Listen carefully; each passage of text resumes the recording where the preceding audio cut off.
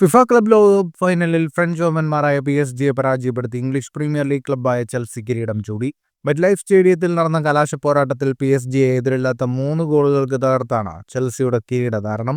2 ഗോളുകളും ഒരസിസ്റ്റും നേടി യുവതാരം Cole Palmer ചെൽസിയുടെ വിജയത്തിൽ താരമായി. യാവോ പെഡ്രോയുടെ മിന്നുന്ന പ്രകടനവും ചെൽസിയുടെ വിജയത്തിൽ നിർണായകമായി. മത്സരത്തിന്റെ 22-ാം മിനിറ്റിൽ മാലോ ഗുസ്തയുടെ അസിസ്റ്റിൽ നിന്ന് കോൾ പാൽമർ ചെൽസിക്ക് ആദ്യ ലീഡ് നേടിക്കൊടുത്തു. 8 മിനിറ്റിന് ശേഷം ലെവി കോൾവില്ലുമായി നടത്തിയ മനോഹരമായ മുന്നേറ്റത്തിനൊടുവിൽ പാമർ തന്നെ രണ്ടാം ഗോളും നേടി ചെൽസിയുടെ ലീഡ് ഇരട്ടിയാക്കി. 43-ാം മിനിറ്റിൽ പാമർ നൽകിയ മികച്ച അസിസ്റ്റിൽ നിന്ന് യാവോ പെഡ്രോ ചെൽസിയുടെ 3-ാം ഗോളും നേടി ആദ്യ പകുതിയിൽ തന്നെ PSG-യെ പ്രതിരോധത്തിലാക്കി. രണ്ടാം പകുതിയിൽ PSG നിരവധി മാറ്റങ്ങൾ വരുത്തുകയും പന്തിൽ കൂടുതൽ ആധിപത്യം നേടുകയും ചെയ്തെങ്കിലും PSG-ക്ക് തിരിച്ചുവരവ് നടത്താനായില്ല. PSG-യുടെ ആക്രമണ നിരയെ ചെൽസിയുടെ ശക്തമായ പ്രതിരോധം തടഞ്ഞു നിർത്തി. ഗോൾ കീപ്പർ റോബർട്ട് സാഞ്ചസിന്റെ തകർപ്പൻ സേവുകളും ചെൽസിയുടെ കിരീടം ഉറപ്പിച്ചു. 85-ാം മിനിറ്റിൽ യാവോ നെവസ് ചുവപ്പ് കാർഡ് കണ്ട് പുറത്തു പോകേണ്ടി വന്നതോടെ PSG-യുടെ പോരാട്ടം അവസാനിച്ചു. രണ്ടാം തവണയാണ് ചെൽസി ക്ലബ് ലോകകപ്പ് ജേതാക്കളാവുന്നത്.